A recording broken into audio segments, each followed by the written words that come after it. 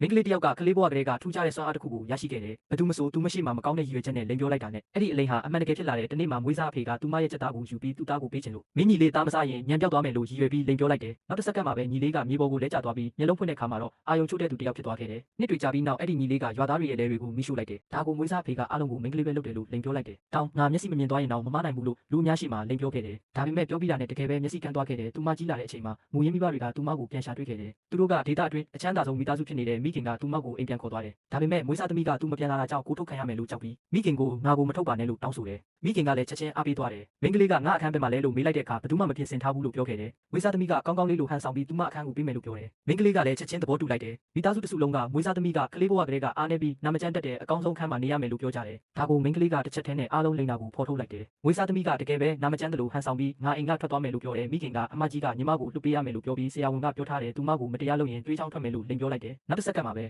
မွေးစားသမီးကတွေးချောင်းထွက်လာခဲ့တယ်။မိသားစုအားလုံးအမြန်ဆေးရုံပို့လိုက်ကြတယ်။အဲ့ဒီအချိန်မှာမိန်းကလေးကအလုပ်သမားတွေကို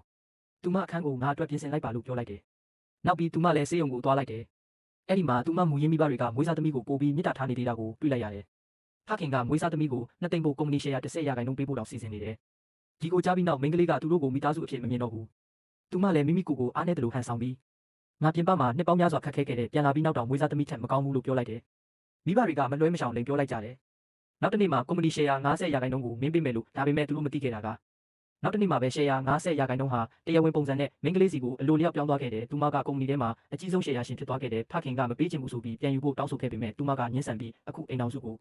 ထိန်းချုပ်သူကငါပဲလို့ပြောလိုက်တယ်။နောက်တစ်နေ့ရှယ်ယာရှင်စီဝေးမှာဖခင်ကစာရွက်အတူတစ်ခုကိုထုတ်ပြပြီးမွေးစားသမီးလည်းငါသမီးပဲလို့ပြောတယ်။ဒါကြောင့်ရှယ်ယာတွေပြန်ခွဲဝေရမယ်လို့ဆိုတယ်။မိန်းကလေးကဒီအစစ်ဆေးမှုကိုထပ်လုပ်ဖို့အကြံပြုလိုက်တဲ့ဖခင်ကသဘောတူခဲ့တယ်။ဘာလို့လဲဆိုတော့မွေးစားသမီးကတကယ်တော့သူ့ရဲ့လျှို့ဝှက်အပြင်ဘက်ကသမီးဖြစ်နေလို့ပါ။စစ်ဆေးမှုရလက်ထွက်လာပြီးနောက်မိန်းကလေးကမိခင်စီကိုသွားပြီးပြသလိုက်တယ်။မွေးစားသမီးဟာဖခင်ရဲ့သမီးမှန်ပေမဲ့မိခင်ရဲ့သမီးမဟုတ်ဘူးဆိုတာကိုတွေ့ရှိလိုက်တယ်။အဲ့ဒီအချိန်မှာပဲမိခင်ကဖခင်ကသူ့မောက်ကိုတစ္ဆာဖောက်ခဲ့တယ်ဆိုတာကိုနားလည်သွားခဲ့တယ်